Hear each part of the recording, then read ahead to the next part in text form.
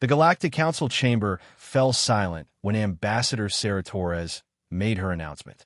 Humanity formally claims the Aquarian system, she declared, her voice echoing through the vast hall. All 7 water worlds.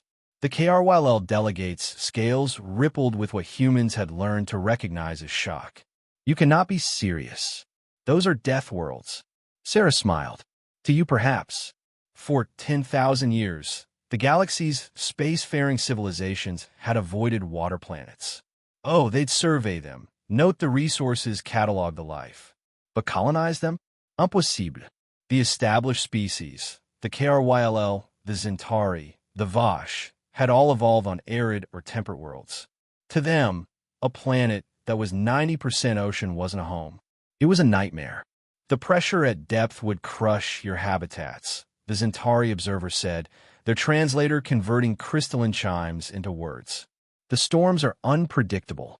The native fauna are aggressive. We've lost 17 research teams across various water worlds. We've reviewed your data, Sarah replied, and we appreciate the warning. But humanity has some experience with oceans. What the galaxy didn't understand, what they couldn't understand, was that Earth itself was a water world. 70% ocean. Humanity hadn't just lived near water. They'd been shaped by it, tested by it, obsessed with it. While other species feared the deep, humans had spent millennia diving into it. 6 months later, the first colony ships arrived at Aquarius Prime. The other species watched from safe orbital distance, waiting for the inevitable disaster. Instead, they witnessed something that defied their understanding of colonization.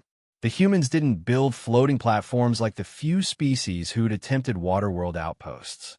They didn't cling to the rare islands or try to terraform the seas away. They went under.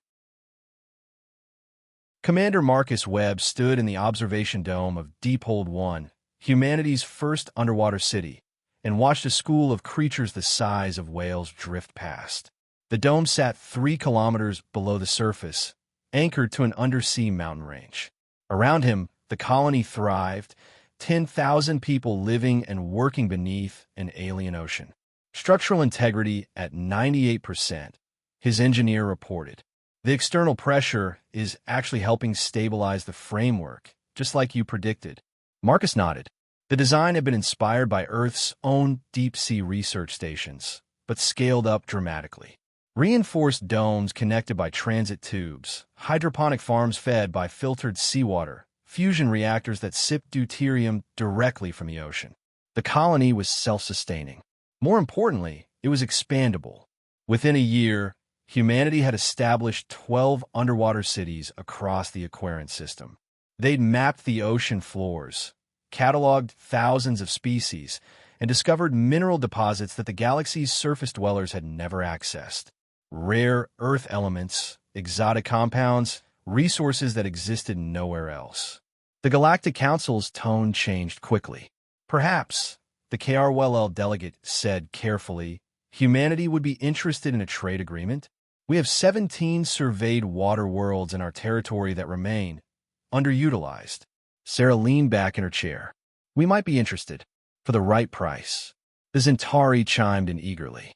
We have 34, some with remarkable biodiversity. 52, the Vash added, not to be outdone.